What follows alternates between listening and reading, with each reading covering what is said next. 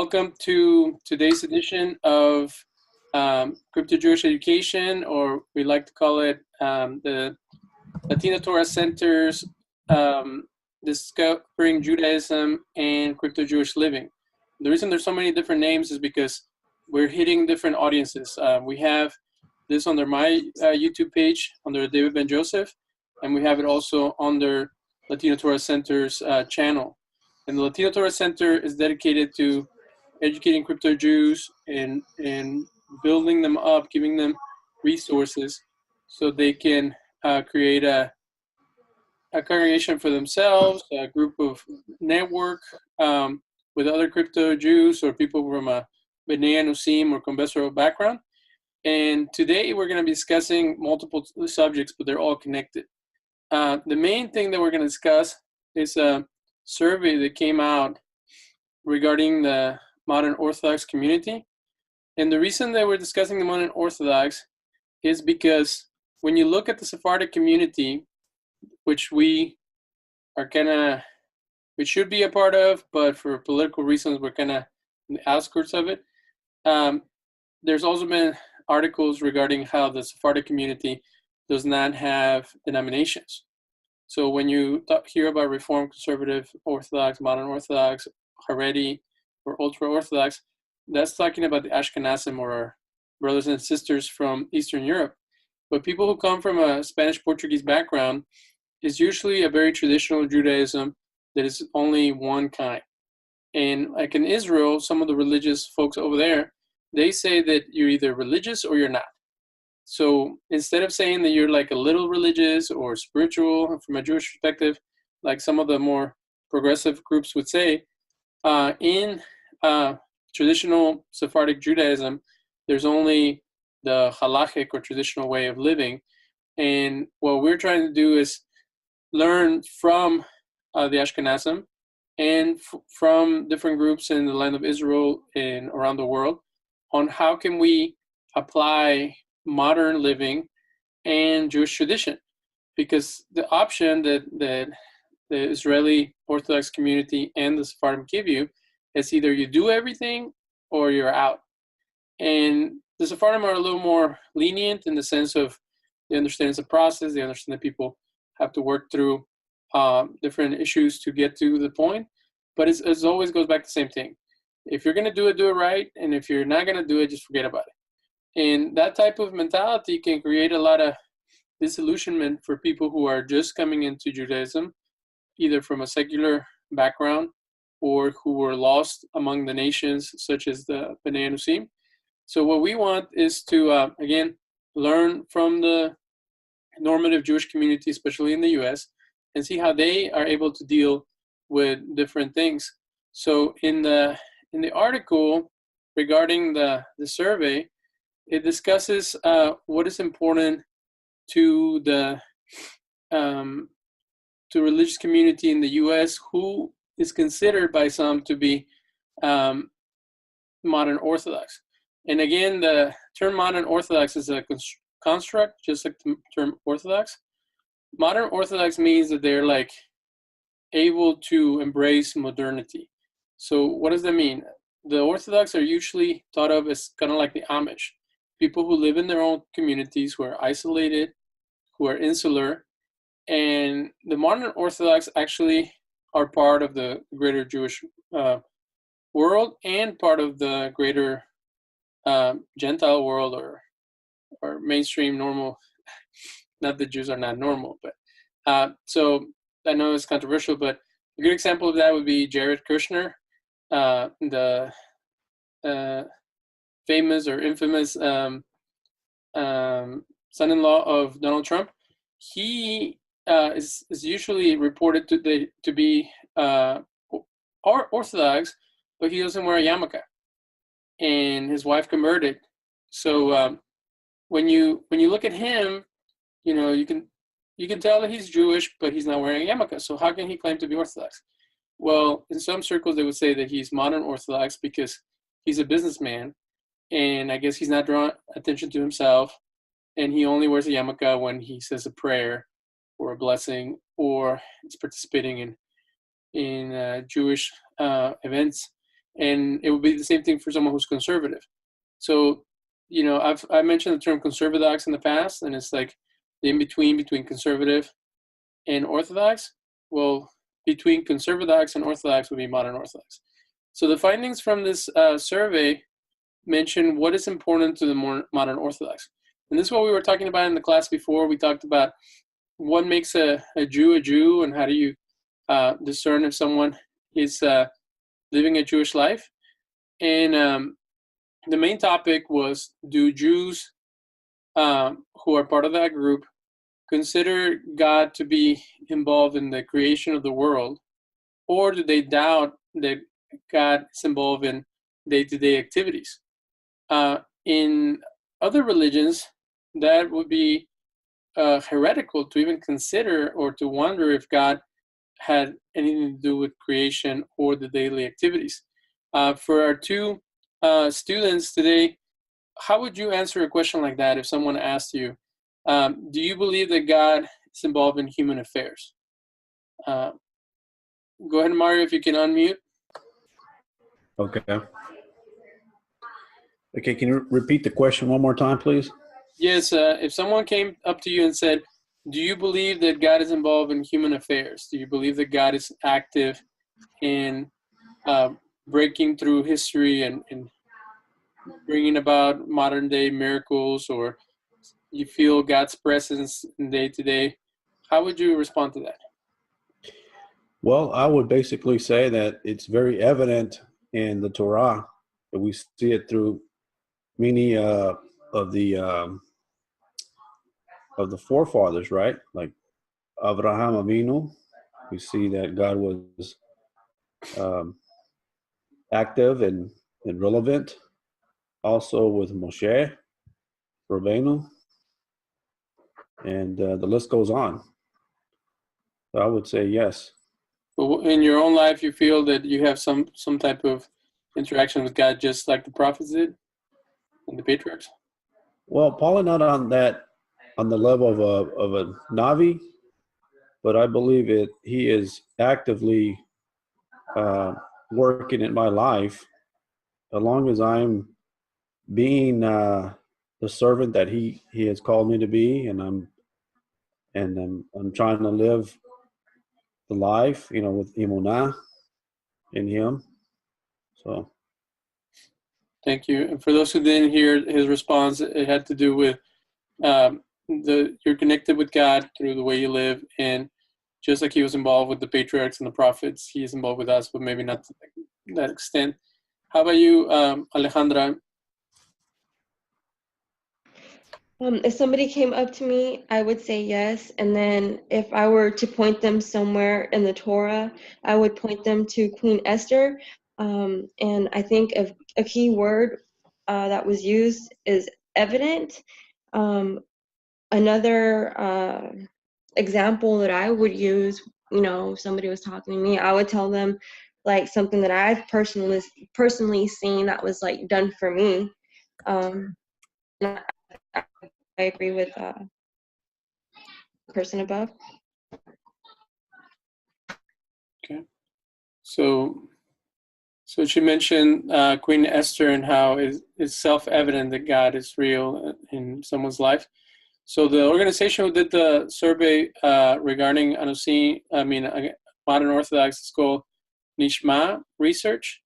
And the article says the modern Orthodox believe, let me see to get it right. They believe that God created the world, and 16% are not sure,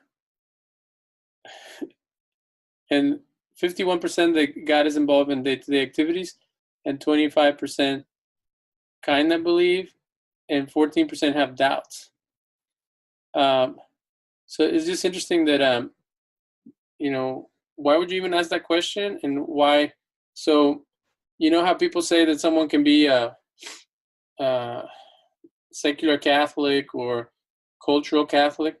I guess you can have a cultural modern Orthodox, someone who was born in it and lives a traditional Jewish life, but doesn't really feel that strong about the faith behind it. And that's where people struggle. They feel that sometimes certain religions like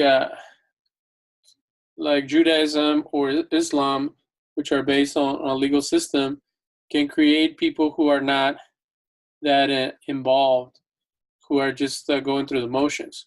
And in this scenario that we're proposing, we want people to be educated about what the religion teaches and how it works, and then for them not to fall under that category. Other things discussed on the survey had to do with a sense of belonging, family life. Do people pray? Do they attend synagogue? What are their Jewish values and traditions? Do they have a sense of meaning or higher purpose? Do they have spiritual awareness? What commandments do they keep? Do they keep Jewish ethics? Do they have a sense of mercy or hesed? Do they feel impacted or inspired by the music and semirot? They're like poetic psalms and songs. And then the reason we're going through this is because I talked about making a survey for Benei Anusim, or descendants of conversos, to see where they were at within their Jewish identity. And again, it's not a competition. We're not trying to like bother people or make them feel bad about where they're at. We're trying to give them a threshold or an ability to guideposts to be able to see where they're at and what they can improve on. But in the survey, they discuss Jewish education. And I had a conversation with my mentor this week that was kind of a little bit tense, and it had to do with raising your children Jewish. And the one thing you find out from the modern Orthodox, a lot of them are attorneys, lawyers, doctors, or successful people who make good money. So they are able to put their kids in yeshiva or Hebrew day school, and it's set. Like they don't have to worry, other than teaching them to keep the commandments and taking them to synagogue, they don't have to worry about ongoing reinforcement of their views and beliefs, because they find a community that they agree with and they put their kids there. Well, a lot of the Anusim come from immigrant families, and we don't have those resources. So the question was, how do you homeschool a kid to be a Jew? And is that the best option for Benei Anusim? And so we were going back and forth about that. And what you learn from modern Orthodox is that there's certain type of financial stability you have to be able to sustain that type of lifestyle. So whenever I encounter someone who says, everybody needs to be Orthodox, then it always goes back to, are you going to be a poor Orthodox person who's struggling and on food stamps because it's difficult to live that lifestyle, or are you going to be a successful, wealthy Orthodox who has it figured out? What about people in between? What about people who are middle class? What about people who find it very difficult to do all these things? In the level of commitment from all your family and everything like that, the emphasis might be in different places. So we want to encourage Anusim to have an interest in Jewish education, either for their children, for themselves. And just like the Jewish community, the reason that the immigrant Jewish community, when they came to America, have been able to succeed 200 years later, or in the last 100 years, is because education was always the key. So either having a traditional Jewish education or having a secular education, they were able to do better than their ancestors. And there's all kinds of political and social issues with the Latino community where it's a challenge to actually achieve that. And even in predominantly Hispanic areas, such as Texas, where we live, it's difficult for people to do better than their parents and get to that stable financial place where they can actually live a traditional Jewish lifestyle. So I was sharing how there's certain type of economic status that modern Orthodox have to be able to put their kids in Hebrew day school or yeshiva, and there they learn Gemara or Daf Yomi. They learn the Parsha of the week. They learn Tanakh. or Hebrew Bible. They learn about Jewish law, halakha. They learn Musar, or Jewish ethics, and everything related to how to live a religious life. So it's being reinforced all around them. And we either, if we came as adults to the realization of being Jewish, or raising small children, or already have grown children, we're starting from scratch. And especially if we're not part of a normative Jewish community, or we're part of the movement to create our own communities, like we propose in this class, then we really have a lot of challenges to get to that point where we're all on the same level and we have the same emphasis over keeping the commandments and making that a lifestyle. So then talks about there's different levels of Shabbat observance. Actually, Shabbat and kosher are the main things. They might not show up to synagogue all the time. They say there's a greater percentage of men that go to synagogue than women, and it's because of taking care of the kids. So they're very traditional in the male and female roles, but they have made kosher and Shabbat a priority. And from the framework that we come from, the three main elements of being Jewish or living a Jewish lifestyle are kashrut, Shabbat, and nidah. So it's the laws of the dietary laws, the laws of Shabbat, and then the laws of family purity, or separation during the menstrual period of a woman and her husband. Those are the main elements that are important to our community, and everything branches out from there, because the way that you keep Shabbat, or the way that you eat, affects the way that you're perceived and express your love for God, as those are the mitzvot, the holy commandments. And then the separation is something that even goes back to the times of the temple and the types of the tabernacle. So it's like this biblical framework that we're part of. The level that people do that's where you see difference between conservative, modern Orthodox, and Orthodox. And we'll get into that later. So the two other subjects that I like to discuss with you guys are prayer and what I mentioned regarding our own congregations. So this is going to be more of like a sermon as compared to a teaching, but I just want you guys to think about this. For the past 500 years, since the expulsion from Spain, there hasn't been yeshivas, there hasn't been real congregations or communities of the Sephardic Anusim from Portugal or in Spain.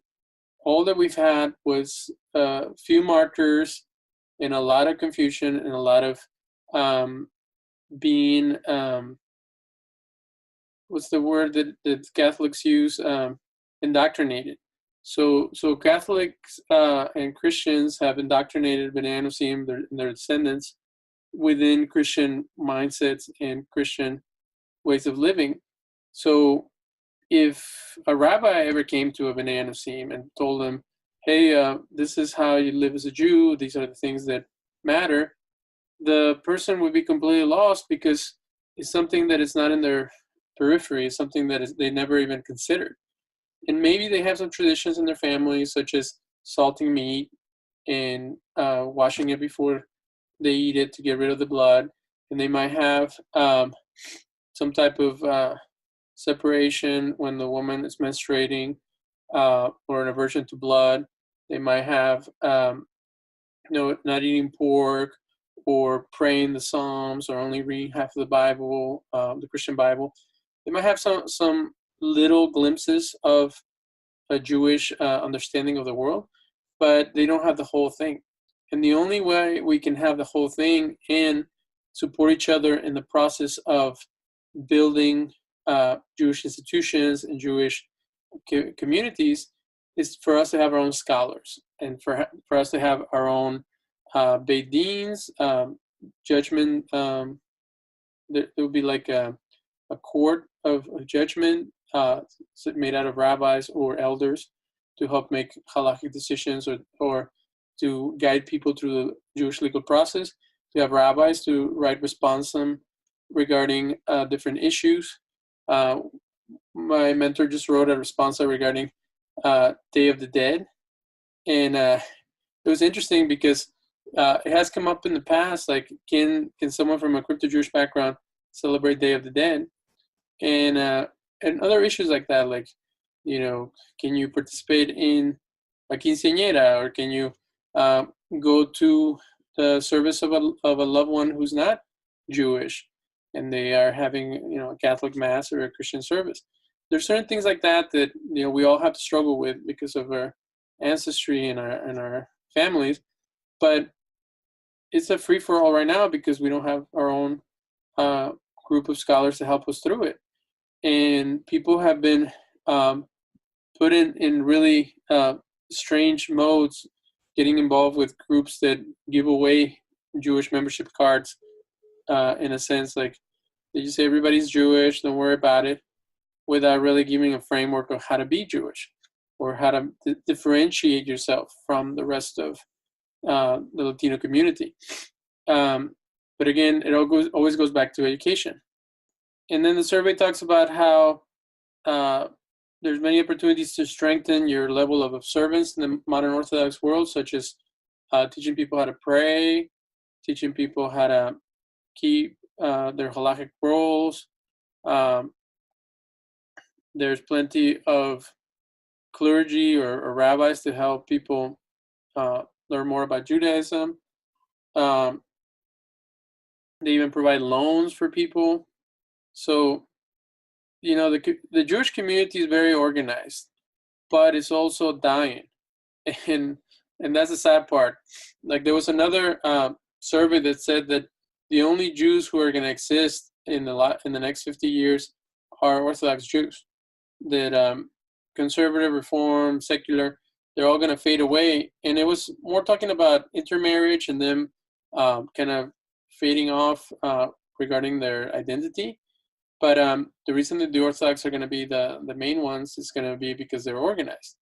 The rest of the community that is dying is the community that is made up of older families who do not support the rest of the Jewish community like they used to. There used to be a lot of money coming from Holocaust survivors and people who saw their identity as very important, and now it's becoming more kind of watered down.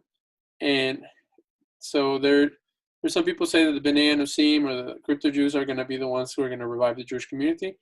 There's a lot of issues with race and culture and class that come into the to the front of that.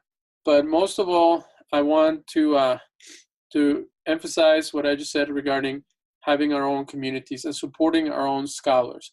So it's not that if you see somebody on YouTube or online that you think they're great and they're supporting the Anusim or they're teaching Judaism, go ahead and support them. But creating communities where the people around you can be encouraged to seek a Jewish education, either a bachelor's in Jewish studies, a minor in Jewish studies, a master's in Jewish studies, a doctorate, or even to go to the point of becoming a rabbi.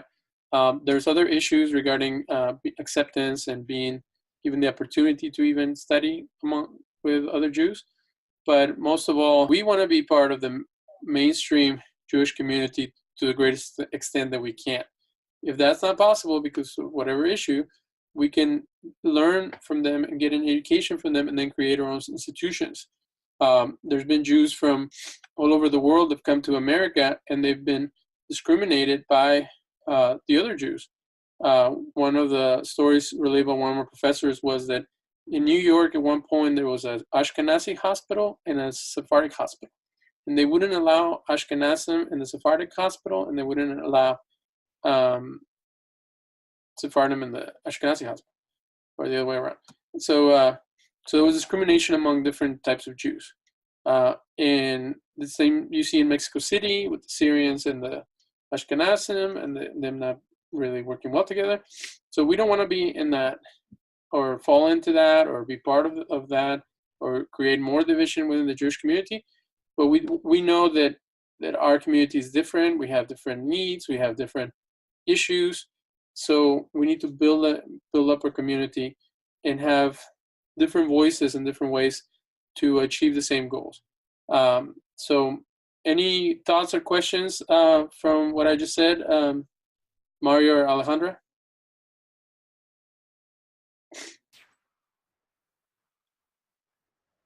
I think what's very important for the Anusim is the education. And I think you kind of touched on that as far as trying to create our own institutions. If we're not able to make entrance into the mainstream institutions, Jewish institutions and Judaic studies. But I think that's crucial for us to get some kind of training, education, even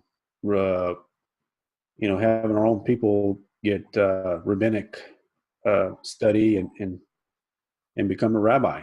I think that's very, very important.